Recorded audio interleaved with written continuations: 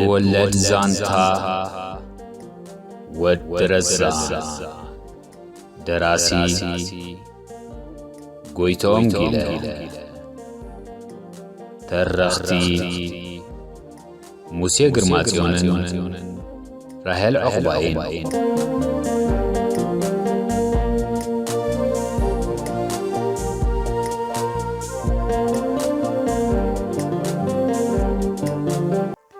ሃገራዊ ጉባኤም ፈጺሞም ንዝተመልሱ መንእስያትካ ኩሉ ዜግነታዊ መሰሎም ሕሉ ምዃኑ ዘረጋግጽ ምስክር ወረቐት ክወሃቦም ነቶም ብሕማም ይኹን ብኻልእ ምኽንያት ሃገራዊ ጉባኤም ዘይፈጸሙ ኸኣ ካብ ሃገራዊ ኣገልግሎት ናጻ ምዃኖም ዘረጋግጽ ምስክር ወረቐት ከም ዝወሃቦም ኣፍለጠ። ሃገራዊ ጉባኤም ዘይፈጸሙ መንእስያት ግን እዚ ስዕብ እገዳታት ክግበረሎም ወሰነ። ናብ ወፃኢ ሃገር ከይገይሹ ምኽልካል፣ ኣብ ዝኾነ መንግስታዊ ይኹን ውልቃዊ ትካል ከይሰርሑ ምኽላእ፣ ኣብ ንግዲ ይኹን ኣብ ካልእ ውልቃዊ ስራሕ ከይነጥፉ ምእጋድ፣ ከምኡውን ትምህርቲ ከይመሃሩን ውልቃዊ ህይወቶም ንምምራሕ እውን ተጽዕኖ ክፍጠረሎም ከም ዘለዎን ወዘተ ብምባል ዝተፈላለዩ እገዳታት ኣጽኒዕሎም ነበረ። ነዚ ኣብ ግብሪ ንኽፍጽሙ ሓላፍነት ዝተዋህቦም ሚኒስትርታት ከዓ ሚኒስትሪ ምክልኻል፣ ሚኒስትሪ ዞባዊ ምምሕዳርን ሚኒስትሪ ዕዮን ሰብኣዊ ድሕነትን እዮም ነይሮም። በዚ ምኽንያት ከዓ ኩራራን ወድረዛንን ወለዲ ወድረዛን ንምርካብ ግዜ ንኽወሃቦም ሕቶኦም ናብ ምምሕዳሮም ኣቕረቡ። ልብወለድ ዛንታ ወድረዛን መበል 133 ክፋል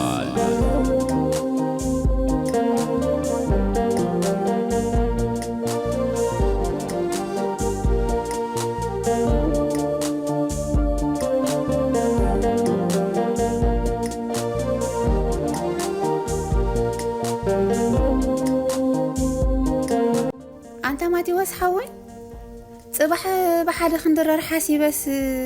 لو مبان رزنت كالو زخون مدب كي تحز نقر رايخة بلدتو صحينش حدا نقهو نتا أنجيهو نافس رحوز وفرز نبرة ود رزان سلام كم يحديرك صحيحفته حراك نقرأ أسكفناك جن بلا ود رزان بتهان دبتاو عدمة سنبديلو آي سكفتا يبلون ما توسحوي وا زينا ينقع حكو سنة درار ندالو ننقعر خاو مسانا 5 نقريخ حراي صبو كنقريه كيدا بل دحنو علي إلوا بتبتب وزا ود رزان نابتا أبقزي درق كفتني حدا قبل حدا تبهال زنبرت أبت أبا اتركب من معدار كيدو مسكرارا مستراخ بخا بزعبات صحيني سبلت عدم نقرو عارف ود رزان عركي لو مخا بيران ويسكن كتشعرار مينا مالدي مرتاحينا زلنا مش ود رزان عركي بل بدحر الدرار ون نابي اكسبو خيدنا ابديسكوت قلل كنبل كنحدر منتي نزود سب كي تحز دحار فارس مستفدسنا كيدخ نقرا ذكرني يا خبل بلو وا حتى تشجري ودي واتا تخون كتخرارا نزود حسكاس نابديسكو تاتو بلو ود رزان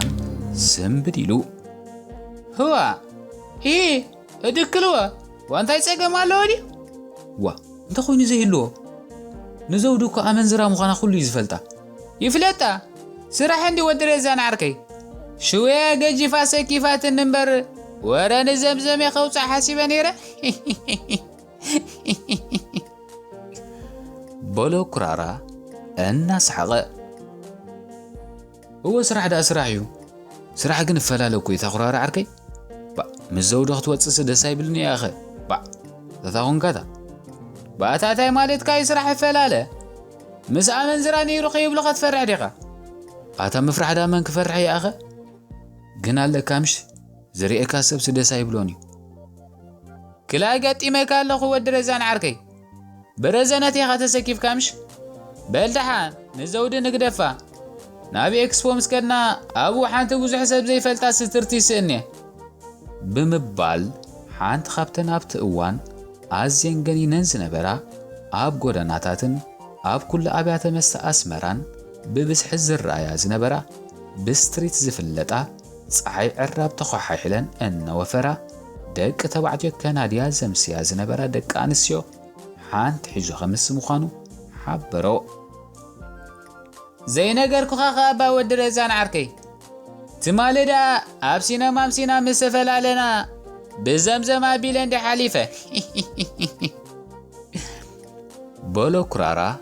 እናሰሓቐ ዋ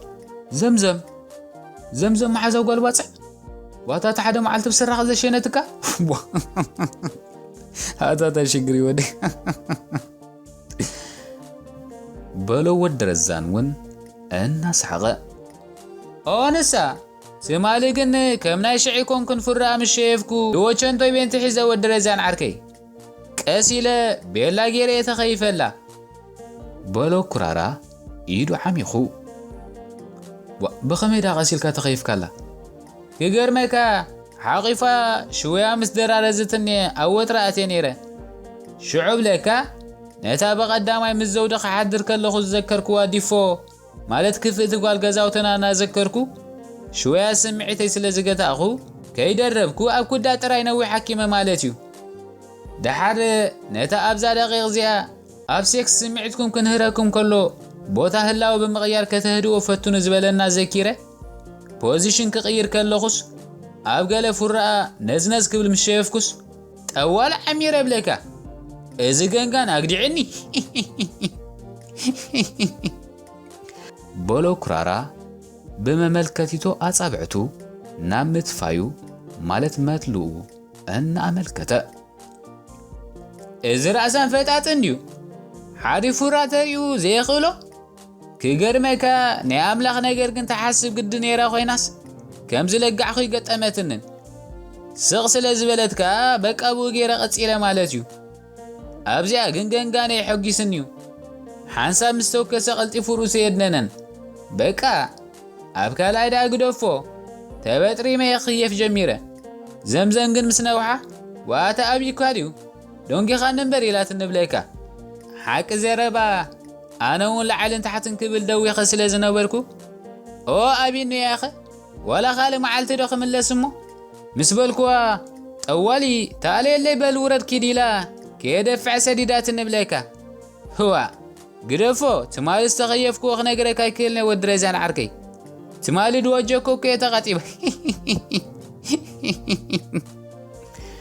በሎ ኩራራ እናሰሓቐ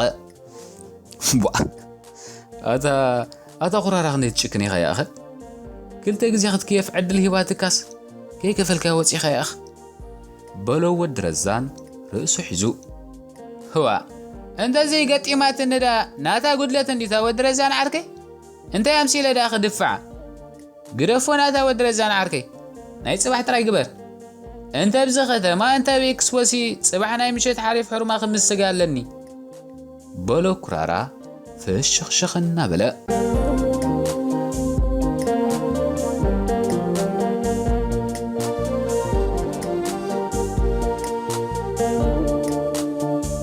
ኣብ ኣስመራ ከተማ ብድሕረቲ ኣብ 1974 ብምርኢት ገዳይም ስነ ጥበበኛታት ኤርትራ ኣብ ቦሎኛ ኢጣልያ ኣብ ከክልተ ዓመት እናተኻየደ ክሳዕ 1984 ዓመተ ምህረት ዝጸንሐን ብድሕሪኡ ድማ ዓመታዊ እናተኻየደ ክሳብ 1991 ዓመተ ምህረት ዝቐጸለን ፌስቲቫል ኤርትራውያን ኣብ ስደት ድሕሪ ናጽነት ካብ 1992 ዓመተ ምህረት ጀሚሩ ኣብ ኣስመራ ኣብታ ኣብ ግዜ ስርዓት ደርግ ቤት ማእሰርቲ ዝነበረት ቀጽሪ ኤክስፖ ዓመታዊ ኣብ ወርሓት ሓምለን ነሓሰን ክካየድ ጀሚሩ ነበረ። እዚ ባህላዊ ፌስቲቫል እዚ ግን ኪኖቲ ዝህቦ ዝነበረ ተመክሮ ምልላይን ምልዋጥን ባህልን ልምድን ዝተፈላለዩ ሕብረተሰብ ኤርትራ ብድሕሪ መጋረጃውን ነቐይድ በተኽን ዘይሓላፍነታዊ ኣካይዳን መንእሰያት ብለይታዊ ትልሂትን ዕብዳንን ብምትብባዕ ኣብ ሕብረተሰብን ሃገርን ዓብ ማህሰይቲ የውርድ ነበረ። እዚ ብጸላምን ብድሕሪ መጋረጃን ይካየድ ስለ ዝነበረ ኸኣ ብዘይካ ዘስተውዓለ كل سب كعزوي كالن بفلاي أب عمته شحنت شعات ميتن تيسعن أربعة كم أون شحنت شعات ميتن تيسعن حموشن عمته مرتكا أب تأزيو وعوعن جنون الناس عسعتن دانكيران زنبر الأوان أب قدنات تدربيهم زركو ناس لاتات كبسحو جمرو كم أون بستفلاليو حمام صوتاو ركب زتلخفو ناب كلينيكاتن هوسبيتالاتن زمالالسو مناسيات بصعقي ترايو بتدحيرو زتفلطه قزا في حمام ايدس زتلخفو قوصر مناسياتون انا زايدك خير بمجمارو ام وداتوس نمنግስትን ህዝብን አሻቃለ ጉዳይ ኮነ ነዛ قزا في حمام ንምግታእን ንምክለኸሉን ከ ዝምልከቶም አካላት ሸበድበድ በሉ ኤድስ ምልክቱ ንነውሕ ግዜ ዝጸንሕ ውጻት ድኽመት ምንቅስቓስ መሐውር ረስኒ ዝሕታለ ምዝካርን ምስተውዓልን ክብደት ሰብነት መቕናስ ምሕበት ጽክታት ክሳድን ትሽትሽን ንነውሕ ግዜ ምስዓል ሰሓን ቃንዛን ቆርበት ከምኡውን ምቑሳል ኣፍዩ በዚ ሕማም እዚ ዝተለኽፉ ዜጋታት ከ መብዛሕትኦም መንእስያት ስለ ዝነበሩ ንኣወዳቶምን ኣዋልዶምን بزي محر سيفو كغزفهم جمرة نزغ زفت منسيات زي بهسوس نمكتاخا منغستي مرحت هايمانوتن زي منغستوين محبراتن بهسوس تبقيسهم بزو سدوو زتو هذا حيال ناي مخات سرح نوتون بقوانو زر كبولهم لخفات ايدس زاد الحكمنان كنكنن بمقبار كاب كسبتاو موتاد حينهم مناو عدمه كنينا بمهاب قعزة هوتهم كم زناوحو قبروهم بوزحات نتعدلت زي رخو بزيقاتات كم زتغزفوغن زر السعي كونن كراران ودرزانن ون تحنن مبردن زركوهم بوزحات عرقتهم متعبيتهم بات حمام تغزيفهم سلز حلفو كفرهن كسكفون جمرو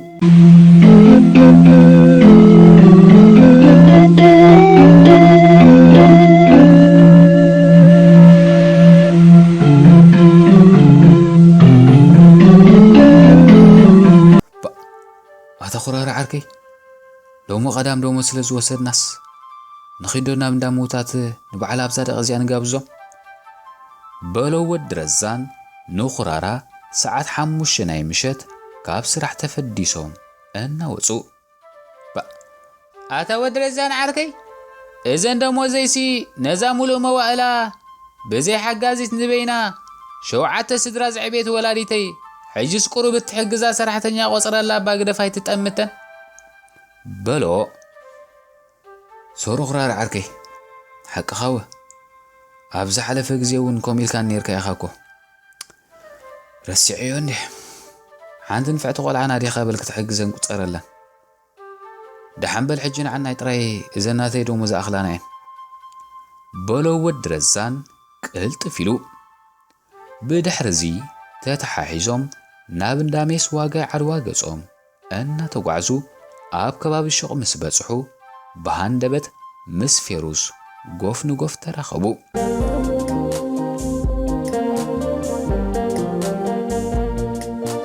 اوي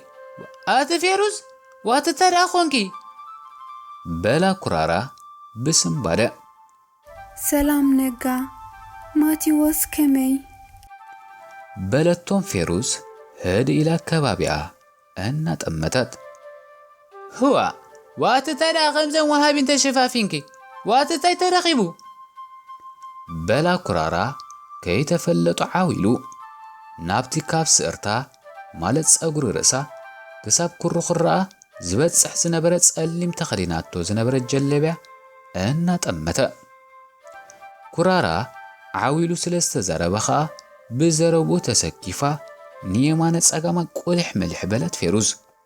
تمرعي حدار جيرين دي نقحوي مس بلدتهم نود رزان تكوري لا أن تأمتتك هو فيروز تمرعي اواي بيلامبر وانت راخون كزي عدم كنامو ميس مريسان زي بلو انتاي كعدم اللو ميل كريخي በላ ኩራራ እናስሐቐ ጽቡቕ ጌርክን በፌሩስ ሓፍተይ እንኳ ሓዳር ክገበርኪ ሩሕስካማ ግበረልክኻ በላቲ ትሚሉ ክጥምታ ዝጸንሐ ወዲ ረዛን እውን ብግድኡ አሜን ማቴዎስ ሓወይ ይቕሬታ ግን ኣይተሓዙለይ ክነግረኩም ነይሩኒ ምሽ ስለዘይተዓመኒ እምበር ረሲዕኩም ኣይኮንኩን በለቶም ፌሩዝ ከም ሕፍር ኢላ ኖ ጸገም የለን ኩራራ ዓርከይላ ገጺ ዘሎ ምስ በላ ወዲ ረዛን ከዓ ከይደበሉ ቻው ደሓን ዋዕሉ ኢኹም ኢላቶም ከደት ፌሩዝ እዊ አምነ ፊልጶስ አቦይ ህዋ አታ ወዲ ረዛን ዓርከይ እዘን ኩለን ንፈልጠን ሓራም መንበር ብሓደ ተወዲን ዋታ ዝናጽነት እምበር ስም ሓራም ኮይኑ ንኹለን እኮዩ ውግንግና ቢልወን ያኸ ፌሩሲ ሪአትካ ኸይጠበሰትካ ትሚላ ገዲፋትካ ኸይዳ ዝገርም እዩ አታ ዝሓዳር ከመይ ድዩ በሎ ኩራራ ናብታ ገዲፋቶም ዝኸደት ፌሩዝ ክሳዱ ጠውዩ እናማዕደወ ሓዳር ከመይ ኩራራ ዓርከይ ቃል ኪዳን እኮ መጻወት ይኮነን ሓንቲ ምስ ሓደ ገጥ ምባልያ ሄማ አስኬማ ዝብሎ ከምዚ ይሪኻ ኩራራ ዓርከይ ፌሩዝ ድሮ ከምዛ ዘይትፈልጠኒ ኮይና ጠሚታትነትም እያ ዝበለት በለ ወዲ ረዛን እውን እናስሐቐ ማራስከ ያኸ ብሕብካ ተረቢጣ ዓበድበት ትብል ዝነበረት ጓሲ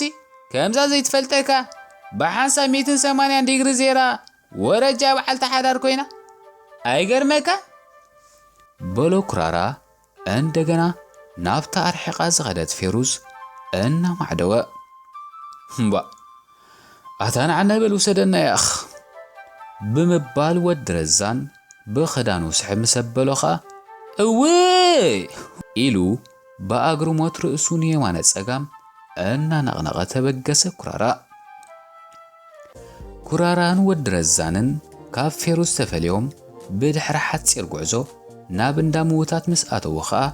በዓል ሓርገጽን ዳዊት ሃለቃን ዝርከቦም መንእስያት ነታ ገዛ መሊኦምማ ጸንሕዎም ዶክተር ቃስም ከቢረ ማለት ኣብዛ ደቕ እዚኣ እውን ደኒኑ ሽጋሩ እናትከኸ ክሓስብ ጸንሖም ሰላማ ጀምዓ ኢሎም እቱ ምስ በሉ ኸኣ መርሓባ ደቂ ዓበይቲ ደቂ መኳንንቲ እተው በዚኣ ንበሩስከ ኮፋ ግሎማታ መንበር ሃቦም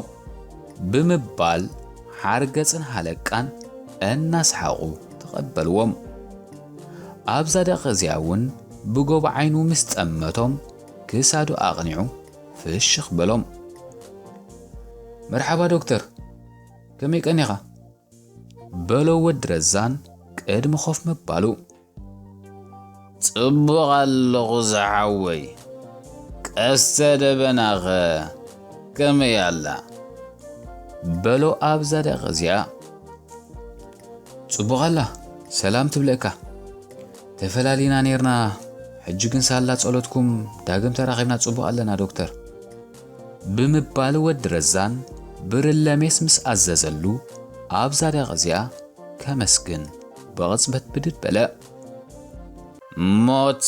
ሓያል ምዃኑ ይፍለጥ እዩ ምፍልላይ ግን ካብ ሞት ይሕይል ዋላ እኳ ባህርያት ሞትን ምፍልላይን ክልቲኡ ብማዕረ ፍቑራት ዘረሓሕቕን ዘነፋፍቕን ፈላላይ መጋረጃ እንተኾነ ብሞት ምፍልላይ ድሕሪ ግዜ ስለ ዝርሳዕን ዝልመድን ግን ካብ በኣካል ምፍልላይ ብሞት ምፍልላይ ይቐልል ወዲ ሰብ ከዓ ከይመውት ዘይኮነስ ሞት ክፍጸም ከሎ ከይርዩ ዝፈርህ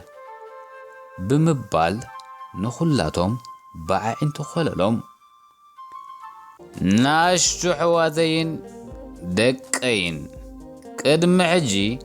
4 ዓይነት ዝባህርያቶም ሰባት ከም ዘለው ሊቃውንቲ ስነሰብ አንትሮፖሎጂስት ከም ዘረጋገጽዎ ዓቢረኩም ነይረ። እዞም 4 ዓይነት ሰባት ከዓ መላንኮሊክ፣ ሳንጉይን፣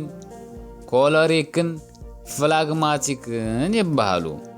ኣብ መንጎ ኩላቶም ዘሎ ፍልልይ ከዓ እዚ ስዕብ እዩ። መላንኮሊክ ዝበሃሉ ዓይነት ሰባት ዘይሕጉሳትን ቁዙናትን ጽምዋ ዝፈትዉ ኣብ እኩብ ሰብ እንተለዉ ዓቕሎም ዝጸቦም ንነፍሲ ወከፍ ነገር ብደቂቕ ዝቆጻጸሩን ኣዝዮም ጥንቁቓትን ባጉማትን ማለት ስቕተኛታትን ዓይነት ሰባት እዮም። እቶም ሳንጉይን ዝበሃሉ ዓይነት ሰባት ድማ ንንእሾ ነገራት ዓቢኻ ብምርኣይ ናይ ምግናን ባህርያት ዘለዎም ንጽባሕ ዘይብሉ ሓሻሻትን ከምኡውን ወትሩ ጽቡቕን ክቡርን ክዳውንቲ ብምልባስ ነፍሶም ብዝግባእ ዝኣልዩን ልዕል ኢሎም ክረኣዩ ዝፍትኑን ባእስን ዕግርግርን ዘይፈትዉ ምስጢር ግና ዘይዕቅቡ ሻጉራይት ማለት መበጻጻሕቲ ወረ ፈጣናትን በላሕትን ዓይነት ሰባት እዮም። እቶም ኮለሪክ ዝበሃሉ ዓይነት ሰባት ድማ ምስ ሰብ ምልላይን ምሕዋስን ዘይጸግሞም ኣብ ኩሉን ብኹሉን ዓብለልቲ ክኾኑ ዝደልዩ ርእይቶ ሰባት ዘይቅበሉን ናይ ዝፈጸምዎ ጉድለት ሓላፍነት ንምስካም ግን ዘይፈርሁን ምርዱድ ማለት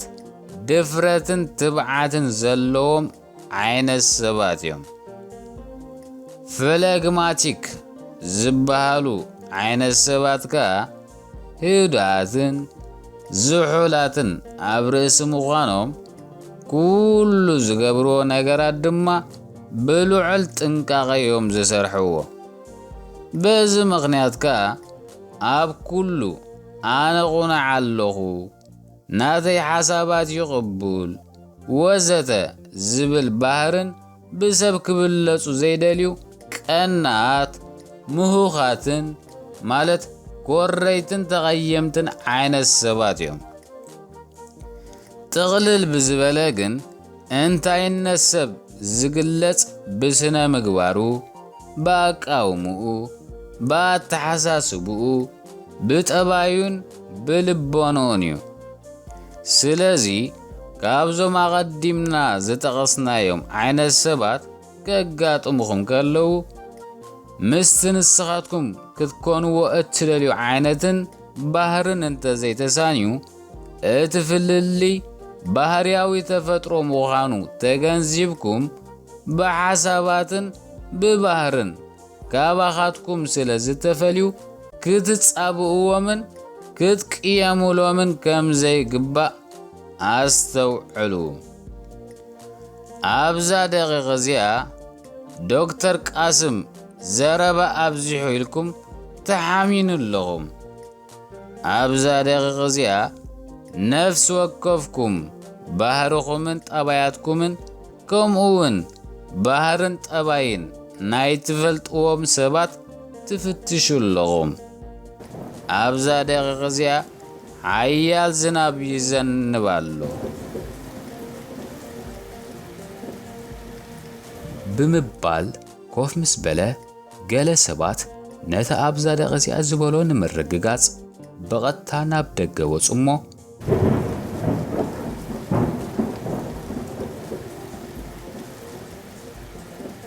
ከምቲ ዝበሎ በረድ ዝተሓወሶ ብርቱዕ ዝናብ ክዘንብ ስለ ዝጀመረ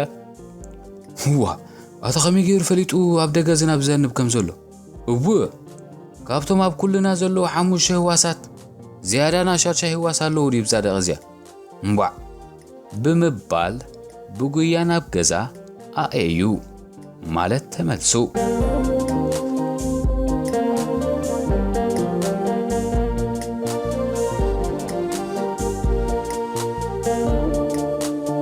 ኣቲ ምሕረት ሓፍተይ ንሎም ዘይት ውዕላ በለታ ረዘነት የማና ኢድ ምሕረት ዓጥዒታ ዋይ ከመይ ገይረ ክውዕል ኣትረዛን ሓፍተይ ስድራን በይኖም እንደ ገዲፈ መጽ ክኸይድባ ንዕና ብሻይ ብምባል ምሕረት ምስተበገሰት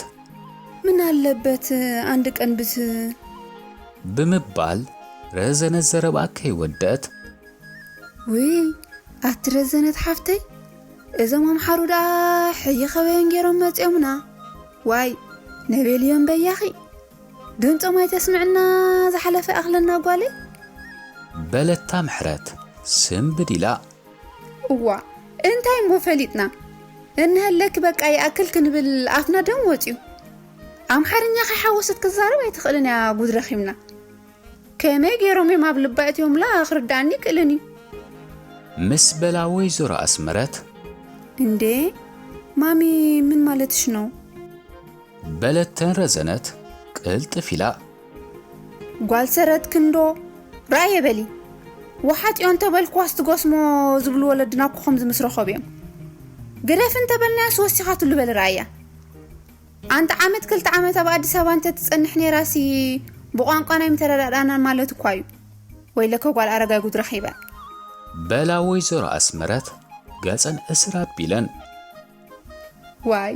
አንተ እንደቀይ ዘይት ገድፋ ይኽንድላ ዘይት ዛረብ ቋንቋ ጃን ሆይ እንተ ተዛረበት ከሞ እንተ ያበሳለው እዩ በላ ወይዘሮ ስላሽዑ ዘምቢለን እና ተሐንገጣ አሞን ጎደቀን አጤን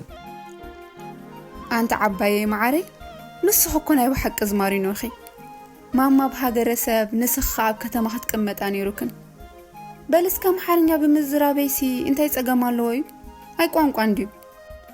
በለተን ረዘነሽዑ ንሕውታ ማለትና ዓባያ ሓቂፋ ኣስናንኪ ደርቀማ ጓሌ ስዲ ክሊልክ ስፈኑ ያኽን ከይዲና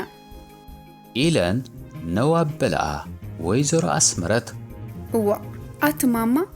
ሓቂ ብምዝራበይ ባይ ትሕረቒ ናይ ብሓቂ ዓባይ ተዝምርካ ባኸይ ንሽሙ ይኽበስ መራ ትቕመጥ እምበር ገና ይዝመርክን ዘለኹ እኮ ቋንቋ መረዳዲ እዩ ኣምሓርኛ ይኹን ዓረብኛ ብዘየገድስ ቋንቋ ጎረባብትና ክንማር ክንዛረበሉን እዩ ዘለና ማማ በለት ረዘነት ዕትቢላ ወረይ ኣኽለክ ስቕበሊ እቲ ቋንቋ ዲኺ እንታይ ምስኮነትኪ ቋንቋ ዓዲ ሃገር ትዛረቢ ን30 ዓመት ብሓይሊ ብቋንቋኦም ዘጽመሙና ዘደንቆሩናን ከይኣኽሎምሲ ሕጂ ባዕልና ቋንቋና ገሪፍና ቋንቋኦም ክንደግም ዋ ቋንቋኻን ባህልኻን ንዕቕካ ቋንቋ ባህልን ጓኖት ምዝራብን ምክትታል እንዲዩ ኣዝማሪኖ ዘብል በሊ ዝማሪኖ ዘይኮነስ ድንቁርናን ርእሰ ምትሓትን እዩ ዝበሃል ክትፈልጥ ዘለኪ በላ ወይዘሮ ኣስመረት ቁጥዕ ኢለን ዋይ አንተስ ሚርጓለይ እንታይ ኮንኪ ሕርቕ ትብሊ ትጻወተክ እኳ ያዘላ በላ ወይዘሮ ስላስውን ዓይን ጓለን እና ጠመታ ብቋንቋኻን ባህልኻን ጸወታ የለና ብሻይ እዚያ ዘረባ ሰብ ዘይትሰምዕ አንደን ብራስ ስድያ ንዕና ይጥረግ ደፍያ ብምባል ምስተበገሳ ኸኣ ዓባዬ ሓትነይ ዳሓንኩና በላ ሰናይ ጉዕዞ ኢላተን ሰላሒላ ናብ ገዛ ኣተወት ረዘነት ዳሓን ቀኒ ረዘነት ጓለይ ምስ በልኣ ወይዘሮ ስላስ ምሕረት ውን ረዘነተይ ሰላም ቅነ ዳሓንኩኒ በለታ ንዓናይ በላ ክሳዓት እንዳ ኣውቶቡስ ምሳኻት ክንክኸይደ ብሻይ ኣብ ሹቕካ ስራሕ ኣለኒ እንድዩ ብምባል ወይዘሮ ኣስመረት ንወላዲተንን ንንእሽተይ ሓብተንን መሪሐን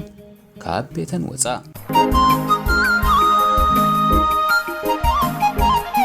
ዋይ ኣትስመረት ሓፍተይ ንዓና ኸተፋኑ ኢልክ ኸይትኾኒ ብኣና ሳይትሰከፊ